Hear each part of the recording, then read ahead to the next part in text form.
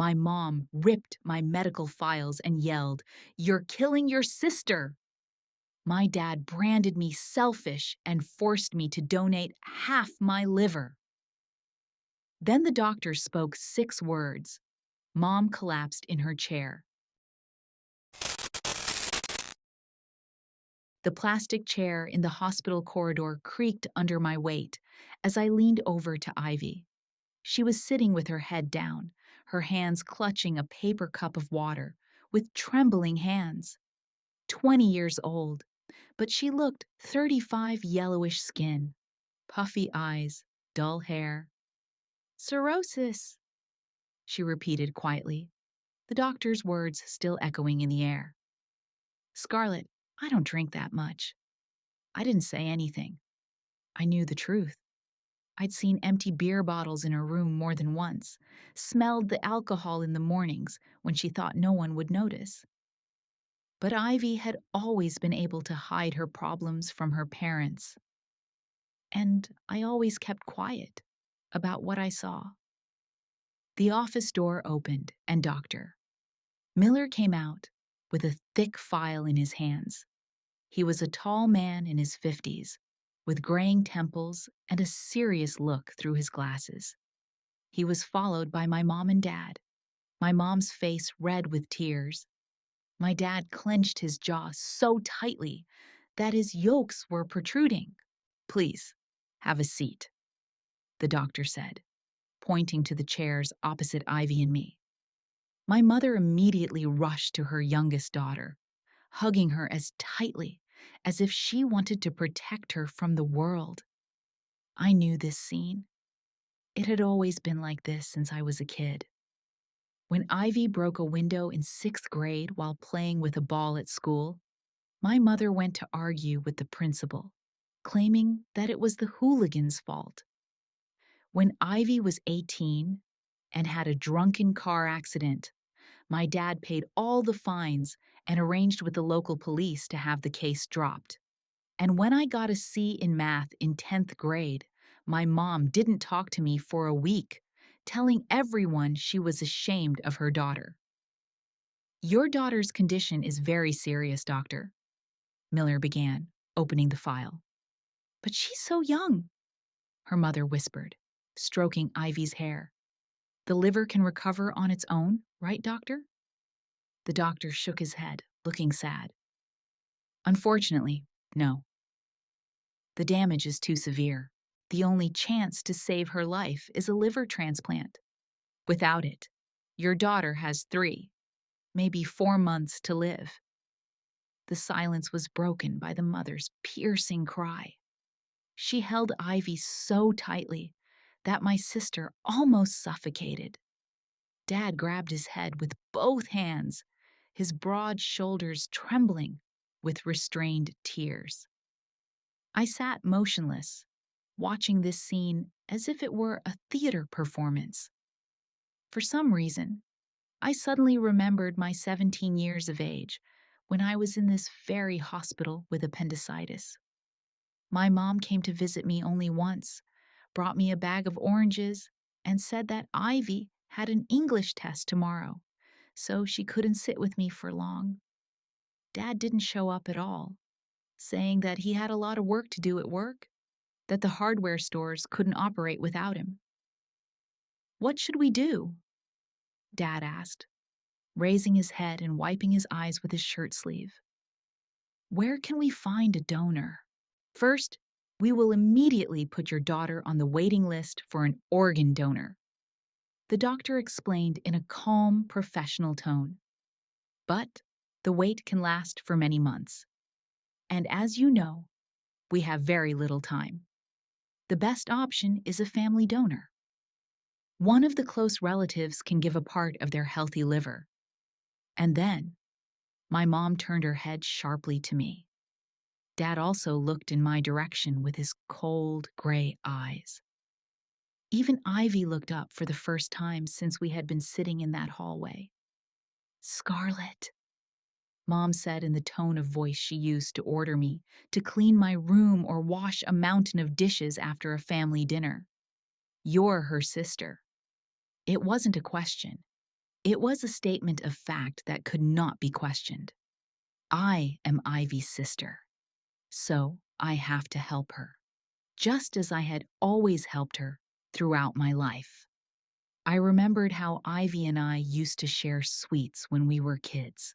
My mom would always give her most of the chocolate, or more candy, and she would say to me in familiar words, "You're older, you're smarter, you have to give in to your little sister." When Ivy wanted to play with my favorite doll, my mom was always on her side. "Give it to your sister, she's smaller than you." But when I asked her to give me some of Ivy's things, my mom would sternly reply, "Don't touch her toys, she's in a bad mood today." When Ivy was 13, she accidentally broke my most precious cup, the last gift I received from my grandmother before she died. My mom said, "Why are you crying? It was an accident. Don't cry. We'll buy you a new one."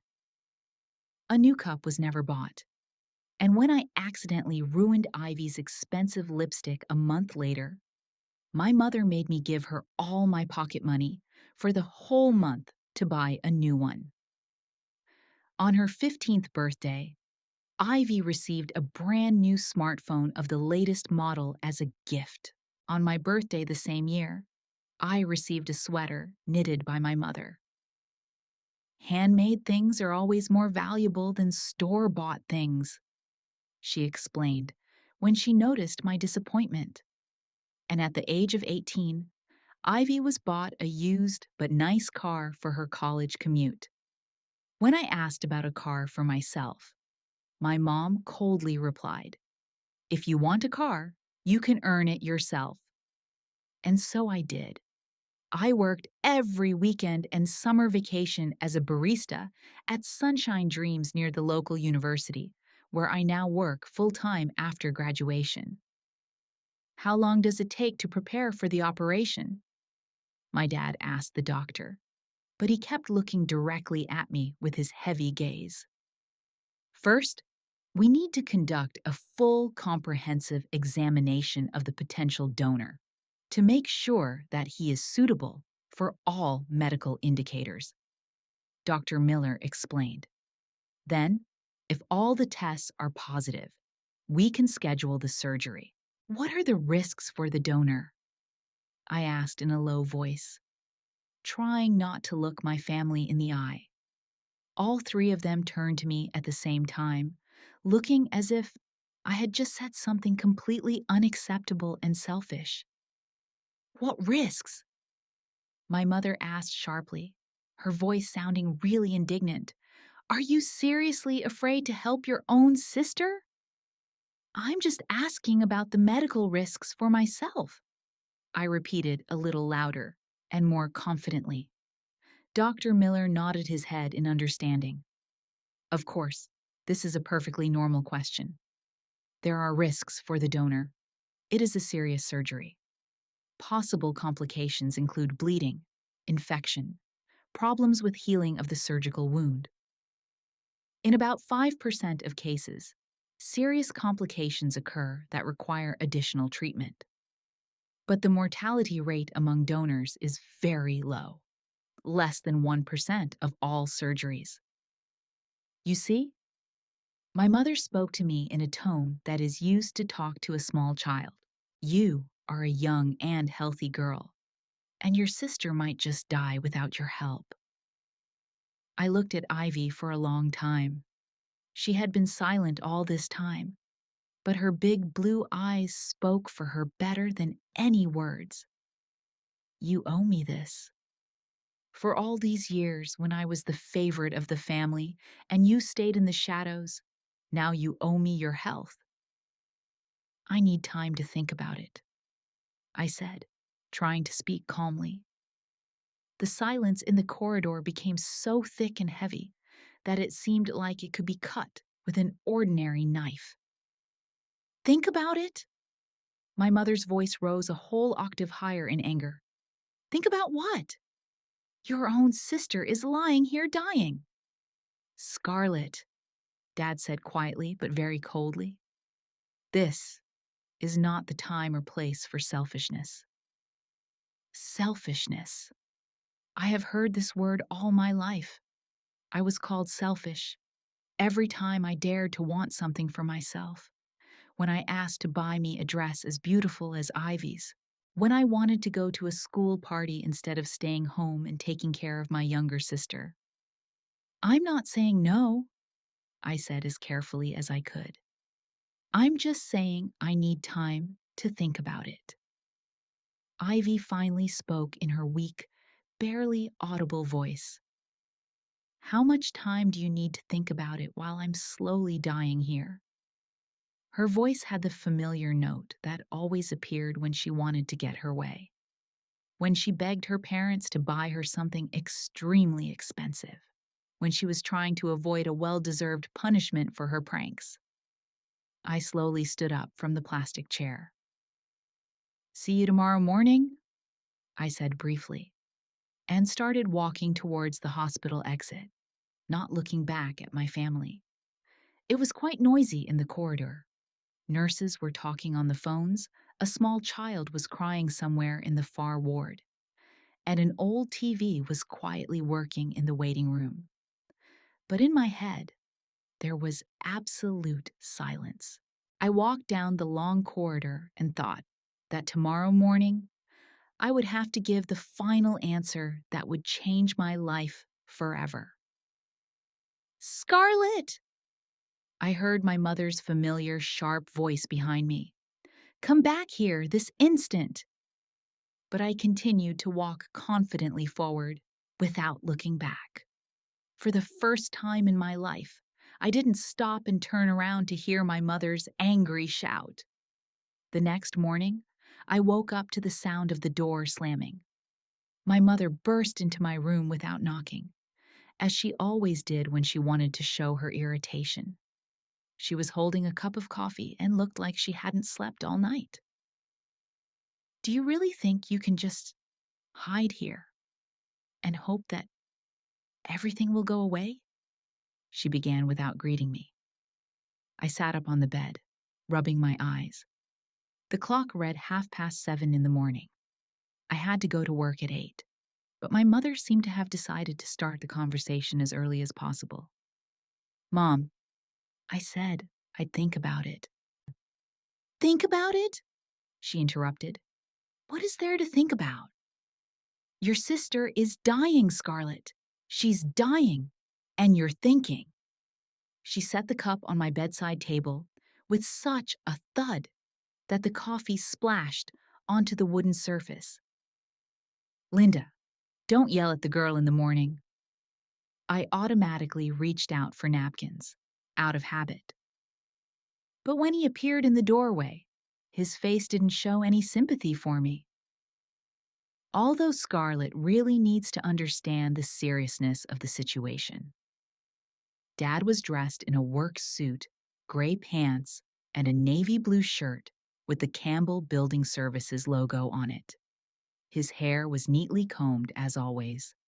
Even in this situation, he looked like a man in control of everything around him. Perhaps, except for the lives of his daughters.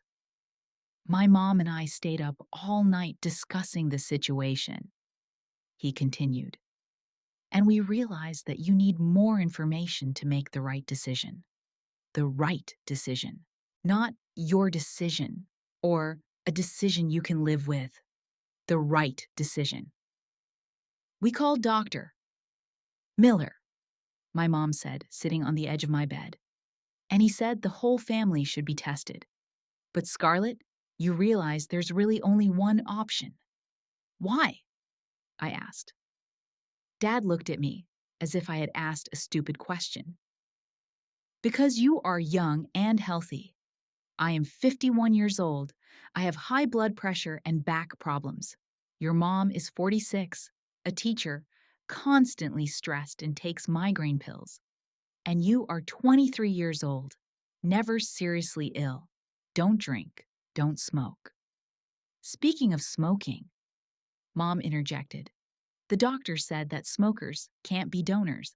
And who smoked in the gym at school? Who? She looked at me with triumph, as if she had just won an argument. Mom, I smoked for 3 months in the ninth grade. That was 5 years ago. It doesn't matter. It shows that you knew how to hide things from us. Just like Ivy was able to hide. She didn't finish her sentence, but we all understood. Just like Ivy hid her drinking. Where is she anyway? I asked. She's sleeping, Dad answered. The doctor prescribed her some tranquilizers after yesterday. She's very worried about your reaction. Of course she is. Ivy is worried about my reaction to being asked to donate a part of my body.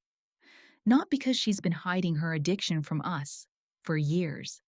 It's not because she put herself in this state. You have to understand, my mother took my hand, that this is not just an operation. This is a chance to save your sister's life. And my risks? What risks? Mom let go of my hand. You're young. It will heal. The doctor said there are risks. Minimal. Dad interrupted. Less than 1%. And Ivy has no chance at all without the surgery. I got out of bed and went to the window. It was gray outside, a typical Nebraska fall. My neighbor, Mrs. Rodriguez, was taking her old Labrador for a walk. An ordinary morning in an ordinary neighborhood. And I was discussing with my parents whether to give half of my liver to my sister. How long will it take to recover? I asked without turning around. The doctor said 2 to 6 months. My mom answered, but you're young, it will be faster. And work? Work? Dad raised his voice. You think about work when your sister is dying? Is working at the coffee shop more important than Ivy's life? I turned to them. Dad, I have to pay my share of the rent, my food, my car insurance. I can't do that without a job. We'll help you with the money for now, Mom said, sounding like she was doing me a huge favor. The most important thing right now is to save Ivy. Temporarily, just like when they temporarily took $500 from me to repair Ivy's car. I never saw the money. What if I'm not a good match as a donor? You will be, Dad said confidently. You and Ivy are sisters. You have the same blood type, similar genetic characteristics. Ivy appeared in the doorway. Her hair was disheveled, and she had pillow marks on her face, but even so, she looked beautiful. She always looked prettier than me. Higher cheekbones, bigger eyes, longer hair. Even her illness did not spoil her appearance, only added to its tragedy. I heard voices, she said quietly. Are you fighting because of me? Her mother immediately got up and hugged her. No, darling. We're just going over the details. Is Scarlett willing to help? Ivy looked at me over her mother's shoulder. We're still talking, I replied. Talking? Ivy's voice rose. I could be dead in a few months, and you're talking? Tears began to flow down her cheeks. Big, beautiful tears, like in the movies. I've never been able to cry like that. My eyes always turned red and my nose swelled. Ivy, I began. I want to understand all the risks. Risks? She pulled away from my mother. Of course you're scared, but there's no buts, she screamed. I'm your sister. You have to save me. I have to. There's that word again. I have to give in. I have to help. I have to understand. I have to forgive. Scarlett, Dad interrupted. We have to go for a checkup. We have to go today. Dr. Miller can see us at 2 o'clock. I have to work until 4. Call in sick, Mom said. We have inventory today, and they're expecting me. Ivy started crying again. You're putting a coffee shop ahead of my life? Is it? I looked at her, and suddenly, something clicked in my head. Something in her posture, in her expression seemed familiar. This is how she looked when she wanted something from her parents, when she asked for money for new clothes or permission to go to a party. Even now, in such a terrible situation, she was playing. Okay, I said. I'll go for a checkup. But first, I want to talk to Ivy alone. My parents looked at each other. Why? My mom asked. I just want to. We can talk later, Ivy said quickly. After the exam. No. We need to talk now. Mom and Dad reluctantly left the room. I waited for their footsteps to stop on the stairs and looked at my sister. How long have you known? About what? About the liver? That you were sick? Ivy looked away. I don't know what you're talking about. Ivy, don't lie. You didn't just fall asleep and wake up with stage 3 cirrhosis. It takes years to develop. She sat down on my chair, wrapping her arms around her knees. A year ago, my right side started hurting. I was turning yellow. The doctor at the college said I should get checked out, but you didn't want your parents to know about your drinking. It's not drinking, she flashed. I just drink sometimes, like all students do. Ivy, I've been finding empty bottles in your room, not from one party. You were spying on me? I was cleaning the house, like I always do. And I saw what you were hiding. She fell silent, staring at the floor. I thought I could quit, she finally said. I thought it would go away. And when I realized it wouldn't, it was too late. Why didn't you tell me? Ivy looked up at me, and I saw something new in her eyes. Not regret, not shame. Anger. Why? So you could go and tell your parents right away? So that they could control me even more? I wouldn't. Really? She stood up. You've always tried to look like the perfect daughter. Always fulfilling all their demands, hoping they would finally notice you. Do you think I haven't seen how jealous you are of me? The words hit me like a slap in the face. I'm not jealous. You are. I've always been jealous. Because I am loved more. Because I'm more trusted. Because I'm more important. Ivy. And now you have a chance to prove that you are important too. That you can do something important too. She came closer, and I saw the same cold calculation in her eyes that I had seen in my mom's yesterday at the hospital. Just don't think you have a choice, she said quietly. Because if you refuse and I die, my parents will never forgive you. And I will never forgive you either.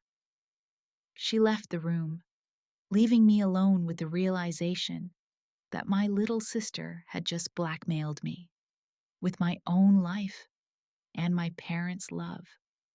I sat down on the bed and looked at my hands, the usual hands of a 23-year-old girl who works as a barista and lives with her parents. In a few hours, the doctor will take my blood for analysis and determine whether I can save the life of my sister, who hates me. And for the first time, I thought, do I want to save it? The week of waiting for the results turned out to be the longest in my life. Every morning, I woke up thinking that today I might get a call that would change everything. At work, I was absent-mindedly making coffee, mixing up orders and breaking cups twice. My manager, Brandon, asked if I was okay, but I just said I hadn't slept well. At home, the atmosphere was tense, like the strings of a guitar before it broke. My mom spoke to me in an emphatically polite manner, but I could hear the threat in her voice. Dad hardly spoke, just gave me meaningful looks. Ivy played the role of a dying martyr, lying on the couch, watching TV shows and sighing softly so that everyone could hear how bad she was feeling. On Tuesday morning, the call finally came. I was standing at the coffee machine, making a latte for a regular customer, when the phone rang. Scarlett Campbell? The woman's voice was formal and polite. Your results are ready. You can pick them up after 12 today. My hands shook as I turned off the phone. The latte turned out terribly. The milk curdled, and the pattern on the foam resembled a blot. The client, a pensioner named Mr. Davis, looked at the coffee and shook his head in sympathy. Rough day, dear? Yes, I said, pouring out the coffee and starting to make a new one. At 12, I took off work and went to the lab. The building was modern, glass with a large logo, and the slogan, Your health is our mission. It smelled of disinfection and air conditioning inside. Campbell, I told the receptionist, I need your test results. The woman looked at the computer, printed something, and handed me a sealed envelope. If you have any questions, please contact your doctor. I got into the car, but did not dare to open the envelope. I sat in the parking lot for 10 minutes, looking at the white paper with my name on it. Finally, I broke the seal. The first page was full of incomprehensible words and numbers. LT, AST, bilirubin, albumin, names that told me nothing. But on the second page, there was a conclusion in simple language. Moderate increase in liver function tests. Consultation with a hepatologist is recommended. My heart sank to my heels. A moderate increase. Is it bad? Does it mean I can't be a donor? Or is it not so critical? I Googled a few terms on my phone, but the medical information only confused me more. Some sites said that elevated levels were normal after viral infections. Others warned of serious liver disease. I drove home slowly, trying to delay the moment of truth. But when I got home, the whole family was already waiting in the living room. My mom was sitting on the edge of the couch. My dad was standing by the window. Ivy was lying under the blanket, but her eyes were riveted on me. Well? My mom asked, not waiting for me to take off my jacket. I took out an envelope and handed it to her. Mom grabbed the papers and started reading, moving her lips. Dad came over and looked over her shoulder. What does this mean? Mom asked. These numbers? These dates? It says I have liver problems, I said quietly. What kind of problems? Ivy sat up on the couch. They recommend a consultation with a specialist. Silence filled the room. Mom reread the papers as if hoping the words would change. Dad pulled his reading glasses out of his pocket and studied the results carefully too.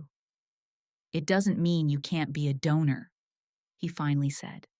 Moderate is not critical. But I may not recover well from the operation, I objected. If I already have problems with my liver, it will be even worse with half an organ. Don't make up stuff, my mother said sharply. You're not a doctor to diagnose yourself. I don't diagnose. You're reading numbers you don't understand, Dad interjected. You need to go to a doctor and find out what they really mean. Ivy got up from the couch and came over to me. She looked even weaker than she had a week ago. Her skin was yellow, and there were dark circles under her eyes. Scarlett? She said softly. Maybe it was just a lab error. Or were you sick when you took the test? I remembered that day. I felt fine. I didn't even sneeze. No, I was fine. Then it could be stress, Ivy continued. From worrying about me, stress affects all your organs. Mom nodded. That's right. You were so worried about me that your metabolism was out of whack. I looked at them and couldn't believe it. They tried to explain my tests as stress because Ivy was sick, not the stress of being asked to donate half my liver. not the stress of being blackmailed. It was because I was worried about my sister. "Where are your results?" I asked. My parents looked at each other. "Ours aren't ready yet," my mom said. "They told us to come back tomorrow." "Why are mine ready sooner?" "Maybe because you're younger," my dad suggested. It sounded crazy, but I didn't argue. "I'm going to call the doctor," I said, and went to the kitchen. Dr. Miller took my call through his secretary and explained the situation. "Your numbers are indeed elevated, but not critically so," he said. "This could be due to a variety of factors, from poor diet to an underlying infection. It would be best to repeat the tests in a week. And if the numbers don't improve, we'll do additional tests. An ultrasound, possibly a biopsy." "Doctor," I mustered up the courage to ask the most important thing. "Can I be a donor with such results?" He was silent. "This is a difficult question. Technically, you can, but the risks for you will be higher. Recovery may take longer. What kind of complications? Liver failure, clotting problems, infections?" "Scarlett, I can't tell you what to do. It's your decision. But if you were my daughter, I would advise you to wait for more results." When I came back to the living room, the whole family was looking at me hopefully. "What did the doctor say?" my mom asked. "He said the numbers are elevated, but not critical." "You see?" my mom said triumphantly. "I told you you were healthy. It's just stress." "But he also said that the risks for me would be higher," I added. "What risks?" Dad asked. "Liver failure, blood problems, infections." Ivy sat down on the arm of the chair where Dad was sitting. "What are my risks if I don't get a liver?" she asked quietly. 100% death." "Ivy?" "No, Scarlett. Let's be honest. You have a small risk of complications. Mine is certain death, which is worse." I didn't know what to say. On the rational side, she was right. But something inside me was protesting. "What if I'm not the donor?" I asked. "When will you get your results?" "Tomorrow," Dad answered. "But Scarlett, be realistic. I'm 51 years old. I have type 2 diabetes, high blood pressure, and I take a lot of medication. Do you think my results will be better than yours?" "And Mom?" Mom looked away. "I also have health problems." "What kind of problems?" "My liver," she said quietly. "Ever since I was young, I was taking pills for depression, and they gave me complications. Why didn't you tell me before? Why bother you? I'm managing." "Managing? You have liver problems and you still want to be a donor?" "I want to save my daughter," said the mother, raising her voice. "And you are looking for reasons to refuse. I am not looking for reasons. I have real health problems, moderate problems," Dad shouted. "Moderate. Ivy's are critical." I looked at them, at my mom with her hidden liver problems, at my dad with his diabetes and blood pressure, at Ivy with her terminal illness, and I realized that I was really the only option, not because I'm the healthiest. "Besides," Dad added, "I drink on weekends. A couple of beers at a barbecue with friends. The doctor said that donors shouldn't abuse alcohol." "You don't abuse it," I argued. "You drink moderately. Anyway," he waved his hand, "the combination of diabetes and alcohol is a risk. That leaves you. That leaves me." The younger daughter, who always gave in, always sacrificed, always put the needs of others before her own. "I'm scared," I admitted. Ivy came over and took my hands. "I'm scared too," she said. "Imagine how scared I am to die at 20. But what if something happens to me during the operation?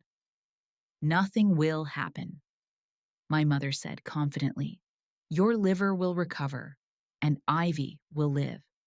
And if not, then at least you tried, said Dad. You tried to save your sister. Can you live with yourself for not trying? There it is. The final argument. The guilt that would haunt me for the rest of my life if Ivy died and I refused to help. I looked at their faces, at my mom's teary eyes, at my dad's clenched jaw, at Ivy's weak smile. They were all waiting for my answer. They all knew I had no choice.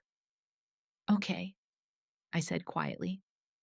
After the repeated tests, if the doctor says it's okay, I'll do it. My mom threw her arms around me. Ivy cried with relief, and my dad nodded his approval. And I stood in the middle of this joy and felt as if I had just signed my own death warrant. But the worst part was that part of me was relieved. Finally, the decision was made. Finally, I could stop fighting and just give up, like I always do. I took repeated tests on Friday morning, and the results were promised on Monday. The weekend was spent in tense anticipation. My mom was constantly cleaning the house, as if cleanliness could affect my results. Dad was watching the news all the time, but I could see that he wasn't absorbing a word of it. Ivy was lying in bed and hardly ate. She said she was sick. On Monday at 10 in the morning, we all came to the hospital as a family. I took the day off work, telling Brandon that I had an urgent medical examination. He didn't ask for details. He had noticed that I hadn't been myself in recent weeks. Dr. Miller's office looked the same as it did weeks ago, but the atmosphere was different. We were all sitting on the edge of our chairs, ready for a crucial conversation. On the doctor's desk were 4 folders containing our test results. So, Dr. Miller began, putting on his glasses. I've reviewed all of your results. Scarlett, your repeat tests showed a slight improvement, but your numbers are still slightly elevated. My heart beat faster. Is a slight improvement good or bad? What does that mean? My mom asked before I could open my mouth. It means that Scarlett's liver function is not perfect, the doctor explained. It's not great, but I think she'll be fine. We can consider her as a potential donor, although the risks will be somewhat higher than standard. Mom immediately moved to the edge of the chair. Then let's schedule the surgery, she said enthusiastically. When can we do it? Tomorrow? Next week? Dr. Miller held up a hand to stop her. Wait a minute. I want to see the results of the rest of the family first. Why? Mom blinked in surprise. A young body will be better than us older ones. Not always, the doctor replied calmly. Sometimes a 40-year-old with a good lifestyle can be a better donor than a 20-year-old with hidden problems. He held out his hand. Let me see your results. My mother reluctantly reached into her purse and pulled out 2 envelopes. But we don't want to be donors, she said quickly. We have a lot of health problems. Let me determine that for myself, the doctor said, and took the first envelope. He opened the papers and began to read, furrowing his brow from time to time. The doctor muttered. Type 2 diabetes, hypertension, high cholesterol, signs of fatty liver, plus regular alcohol consumption even in moderation. He looked at Dad. I'm sorry, Mr. Campbell, but you're not a suitable donor. I told you, Dad grumbled, but I could hear the relief in his voice. Now your results, Mrs. Campbell. The doctor held out his hand for the second envelope. Mom held it in her hands for a few seconds longer than necessary. Doctor, I really have a lot of problems. I'm taking antidepressants, I have migraines, Hormonal problems? Let me see, the doctor insisted. Mom handed over the envelope as reluctantly as if it contained a state secret. Dr. Miller opened it and began to read. His eyebrows rose in surprise. Ooh, he said, reading something twice. You have excellent vitals. Silence filled the office. Mom stood there with her mouth open. Dad turned to her with a puzzled expression. Ivy looked confused. What do you mean? Mom asked quietly. Dr. Miller looked at her over the top of his glasses. Your liver is in perfect condition. All the vitals are normal, even better than average for your age. The function is excellent. The structure is without pathology. He paused and said 6 words that changed everything. It would be better for the mother to be a donor for the daughter. My mother turned so pale that I thought she was going to faint.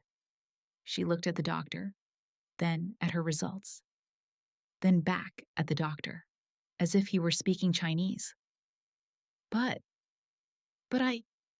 she blurted out, I have migraines. Antidepressants.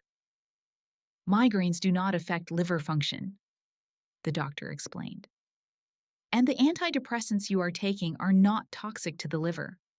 Moreover, according to the tests, you lead a healthy lifestyle. You don't drink alcohol, you eat right, you do sports.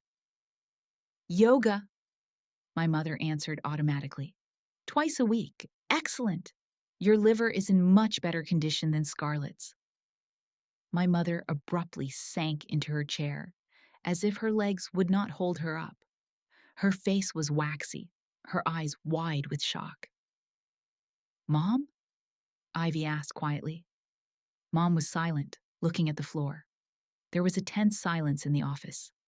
Finally, she looked up and looked at the doctor. Let's think about it, she said in a hoarse voice. Why? I exclaimed, unable to contain myself. Your results are perfect. Perfect!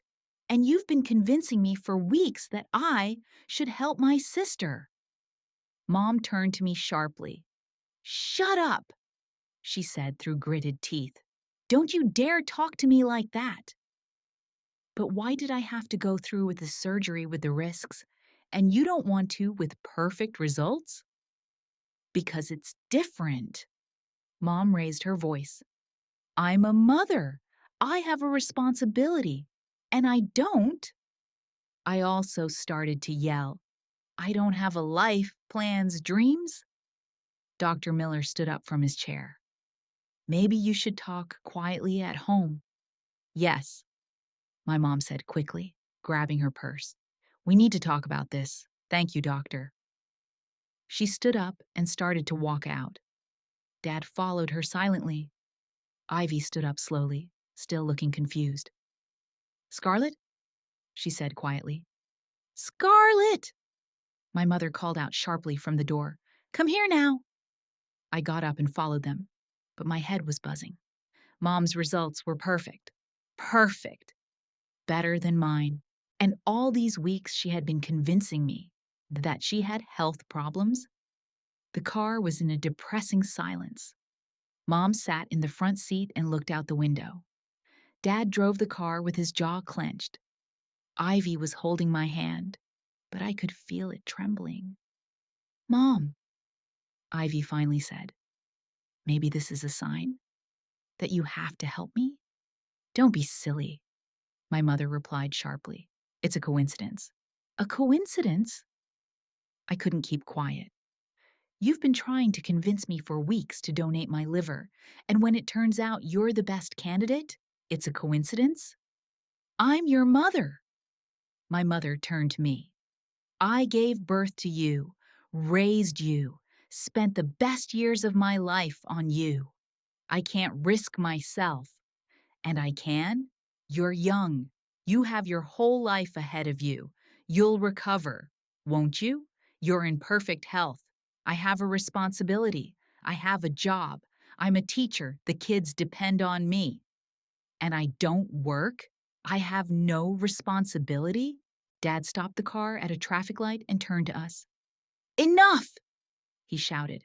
Stop fighting. We will discuss everything calmly at home.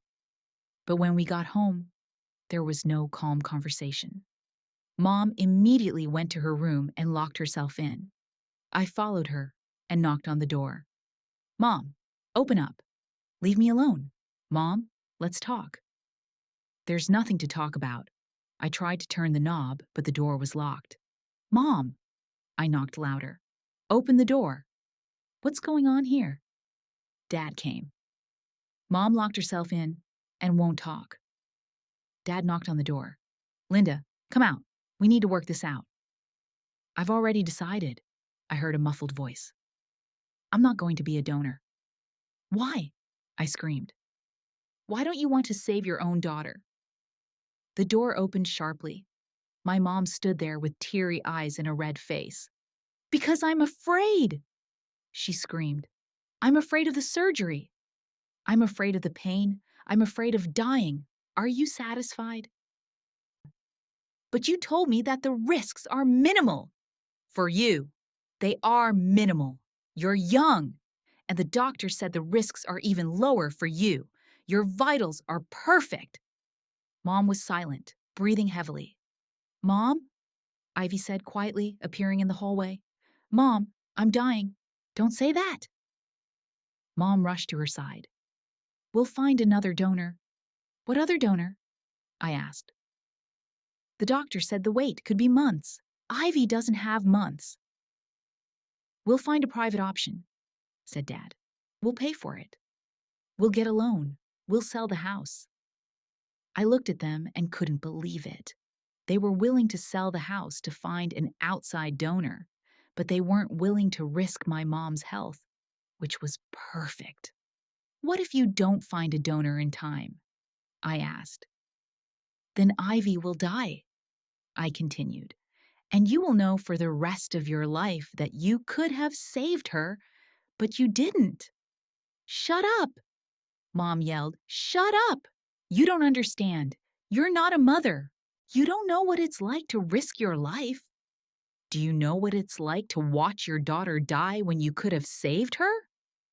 Mom cried and ran back into the room, closing the door again.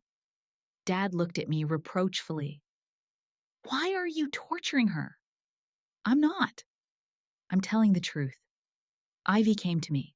She looked even weaker than she had in the morning. Scarlett, she said quietly, maybe you'll be a donor after all. The doctor said your results are good. I looked at her long and hard. Why don't you demand it from your mom? I asked. Why don't you yell at her, like you yelled at me? Ivy looked away. Because we all need our moms. And you. She didn't finish, but I didn't need an explanation. I didn't. No one needs me. I could die during surgery, and it would be sad, but not critical. My mom is needed. She is a mother, a teacher, a wife. And I am just a daughter who has to give a part of herself and be grateful for the opportunity to save someone. I went to my room and sat on the bed, looking at the ceiling. Behind the wall, I could hear my mom crying. My father's voice came from the kitchen. He was on the phone, probably looking for private clinics. And I was lying there thinking about the doctor's 6 words that changed everything. It's better for the mother to be a donor for her daughter. For the first time in my life, I saw the real face of my family. And this face was, I moved away from my parents a week after the doctor's visit. I just packed my things in 2 backpacks and left. My mom screamed that I was selfish and that I was leaving the family at the most difficult moment. Dad said I would regret this decision. Ivy cried and begged me to stay. But I knew that if I didn't leave now, I would never leave. For the first month, I lived in a cheap hotel on the outskirts of the city, where they charged $30 a night. The room was tiny, with a squeaky bed and a shower that would give me hot water or ice cold. But it was my space. For the first time in my life, I fell asleep without hearing my mom's remarks through the wall or Ivy's complaints about life. I had to quit my job at the coffee shop. Brandon said he couldn't keep someone who just disappeared for a week without warning. I didn't explain why. How can you explain that you ran away from a family that wanted to use you as a spare part? I was running out of money quickly. I had a little over $1,000 in savings, all I could accumulate over the years of working at minimum wage. I had to find both a job and a place to live. I found an apartment through an ad on Craigslist, a one-room studio in an old house on DeBovie Street. The rent was $650 a month, which was the limit of my means. The landlord, an elderly man named Mr. Chen, looked at me skeptically. "You're very young," he said with an accent. "Do you have a job?" "I'm looking," I answered honestly. He nodded and handed me the keys, a deposit, and the first month's rent in advance. "If there are any problems, I'll evict you right away." The apartment was minimalist to the extreme. A folding bed, a small table, a two-burner stove, and a refrigerator the size of a nightstand. But when I closed the door behind me and found myself in complete silence, I felt so relieved that I cried. The next day, I started looking for a job. I went to all the coffee shops in the neighborhood, 2 supermarkets, and even a dry cleaner. Everyone asked for work experience in their field or recommendations. I had both, but only from the coffee shop I was fired from. On the fourth day of my search, I saw an ad on a board near the Happy Paws Veterinary Clinic. Assistant administrator required. Experience with animals is welcome, but not required. I hesitated at the entrance. I've always dreamed of working with animals. I wanted to become a veterinarian at school, but my mom said it was an unrealistic profession for a girl from our family. My dad added that it costs too much to study, and there is not enough work. They convinced me to take an accounting course. Stable and practical. The clinic inside smelled of disinfection and something soft and cozy. A woman in her 40s with curly hair and kind eyes sat at the reception desk. She was talking on the phone to someone about vaccinating a puppy. "Can I help you?" she asked, hanging up the phone. "It's about a job for an administrative assistant." "Oh, great. I'm Carrie, the clinic manager." She held out her hand. "And what's your name?" "Scarlett Campbell." "That's a beautiful name. Do you have any experience with animals?" I thought about all the stray cats I'd fed outside the coffee shop, despite Brandon's forbidding. How I dreamed of getting a dog, but my mom said it was dirty and expensive. "I'm not a professional, but I love animals very much. That's the most important thing. The rest can be learned. Dr. Williams is with a patient right now, but he'd like to talk to you. Can you wait?" I sat down on a soft chair in the waiting area. There were people sitting around with animals. A woman with a red cat in a carrier, a teenager with a small rabbit, an elderly man with an old Labrador who was breathing heavily. Everyone looked worried, but not panicked. They seemed to trust this place. 20 minutes later, a man in a white coat appeared tall, thin with kind eyes behind glasses. "Are you Scarlett?" "I'm Dr. Williams. Let's go to my office." The office was small but cozy. On the walls were pictures of animals, obviously the patients he treated. On the desk was a photo of a woman with 2 children.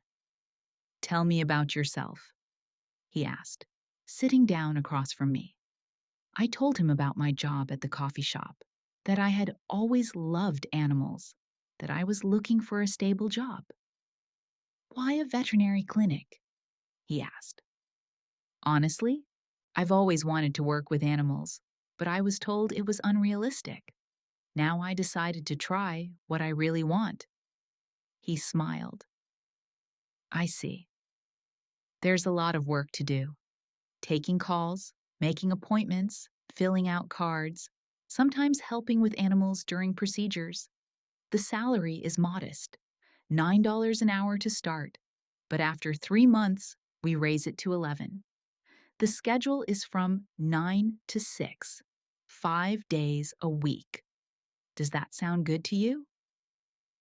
$9 an hour was more than I'd make at a coffee shop, even without a tip. It's fine, I said. Then start on Monday. Carrie will show you everything you need to know. When I left the clinic, my heart was light for the first time in months.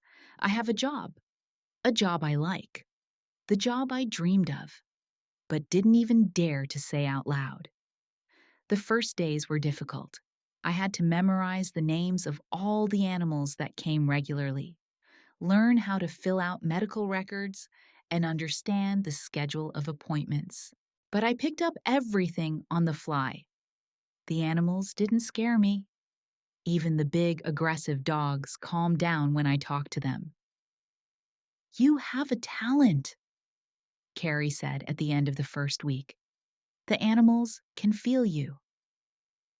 After a month at the clinic, I finally went to the doctor about my liver problems. Dr. Patel, the hepatologist my general practitioner had referred me to, was a young man of Indian descent with a soft voice and a professional approach. Your vitals indicate chronic hepatitis, he explained after reviewing the results. It's nothing to worry about if you start treatment on time. How long will it take? 6 months to a year. Medication, diet, regular examinations. The prognosis is good. Why did I get it? I don't drink. I don't take drugs. Sometimes a single contact with infected blood is enough. A tattoo in a dubious parlor, the negligence of medical staff, even cuts on the same instrument, or simply weak immunity during a stressful period. A stressful period. I thought about the years of living with my family, the constant tension, the fact that I always had to suppress my needs for the sake of others. I started treatment right away. Pills twice a day, a diet without fatty and spicy foods, and a complete rejection of alcohol. I easily complied with all the requirements. I was finally doing something for my own health, not someone else's. 2 months after my move, I received an SMS from Ivy. They found a donor. The operation will be next week. Mom cries every day because of you. I looked at the message for a long time. I felt relieved that Ivy would be saved, but no guilt that it would not be me. No desire to go back and support the family. I replied, I'm happy for you. I wish you a successful surgery. She didn't write anymore. The surgery seemed to be successful, because a week later I received a call from my mom. Scarlett? She sounded tired but hostile. A donor was found through a private clinic. It cost $50,000. Good thing they found it? Good. We sold the house. We're moving into a small apartment because of you, not because of me, because you refused to be a donor when you had perfect results. I'm a mother. I can't risk it. Could I? She was silent. When are you coming home? Ivy needs support and rehab. I'm not coming back. Don't be silly. Where are you living? In some kind of a hostel? Come back. We'll forget everything. Mom, I'm not going back. I have a life here, a job, an apartment. What job? You don't have a degree. I work in a veterinary clinic. With animals? She laughed bitterly. I told you it was unrealistic. You won't last long. I will. Scarlett, you're our daughter. You belong here, with your family. You only need me as a free servant. How can you say that? Easy. Because it's the truth. She hung up the phone. The next day, my dad called, asking me to come back, saying that I was destroying the family.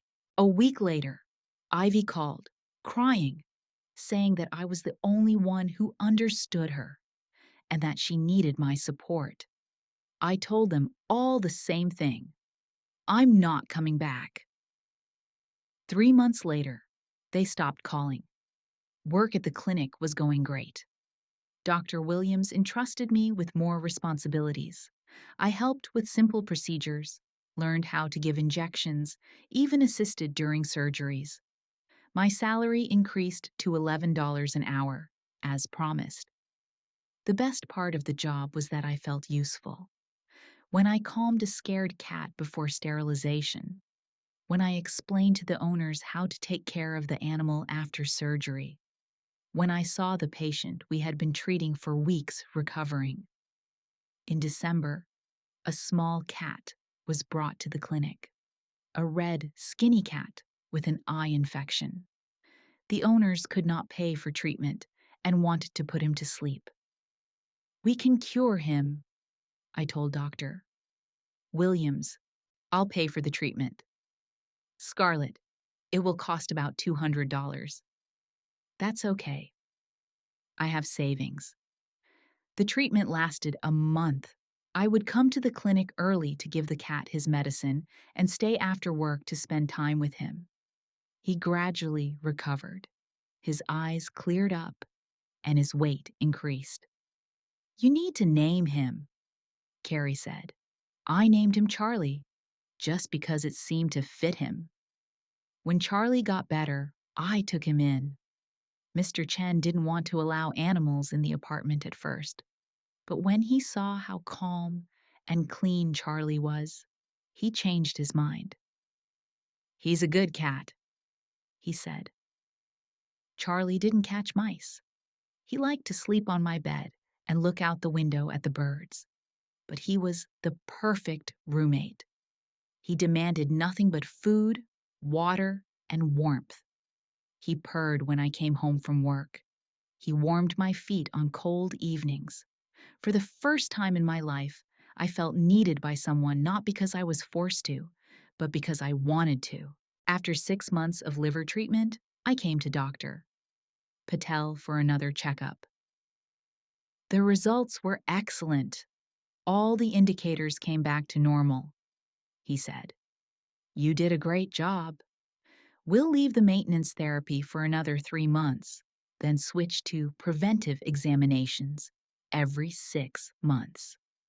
I was sitting in the hospital corridor, waiting for the referral for the last tests, when a young man in a white coat sat down next to me.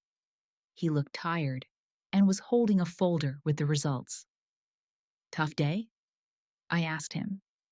He looked up and smiled. A pleasant face, brown eyes behind thin glasses. "Are you here for work or as a patient?" "Patient. I'm here for a follow-up visit after hepatitis treatment." "I see. I'm Marcus Brown, gastroenterologist." He held out his hand. "Scarlett Campbell. I work at a veterinary clinic.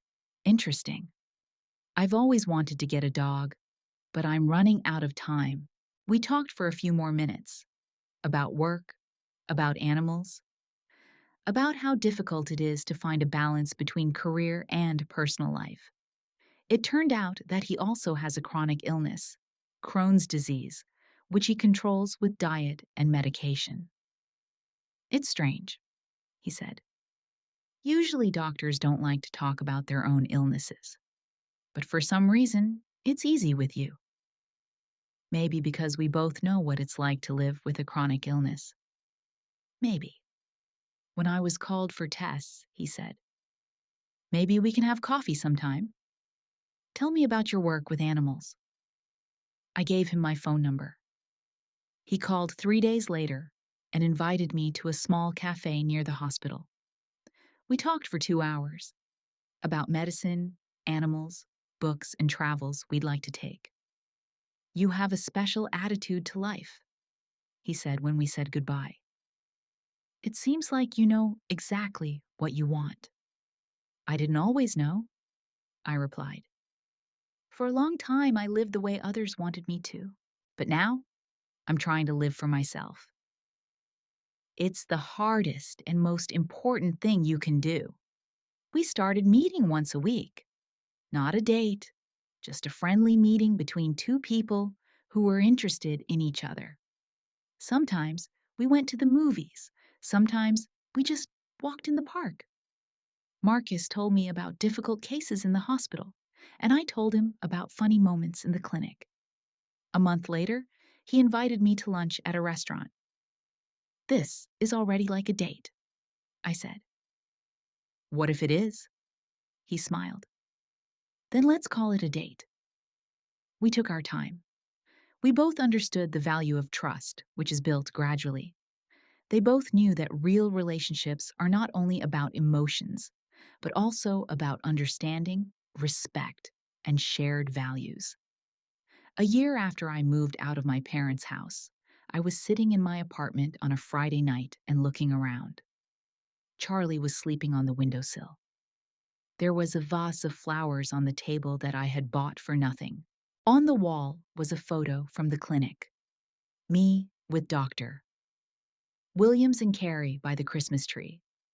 On the shelf were books on veterinary medicine that I read in my free time, dreaming of going on to study further one day. Every single thing in this apartment was chosen by me. Every decision was made by me. For the first time in my life, I lived for myself. The phone rang, breaking the silence. Mom appeared on the screen. I looked at the phone, and it kept ringing. I knew what was coming. More accusations, demands to come back, attempts to make me feel guilty. Ivy must be feeling bad again. Or my parents need help with the move. Or they have decided that I've had enough of fooling around and it's time to return to my family. The call stopped. A minute later, it started again. I reached out and turned off the phone. Charlie woke up from the sound and looked at me with sleepy eyes. It's time for dinner, boy, I said, getting up. He jumped off the windowsill and followed me into the kitchen, purring. I opened a can of his favorite food and poured it into a bowl. Charlie began to eat happily. I looked at him and smiled. I have a home. I have a job that I love. I have a friend who respects my boundaries and understands my values. I have a cat that I rescued and now makes my days better. And I have a choice to take calls from people who want to use me or to live my own life. I choose life. The phone rang again. This time, I didn't even look at the screen.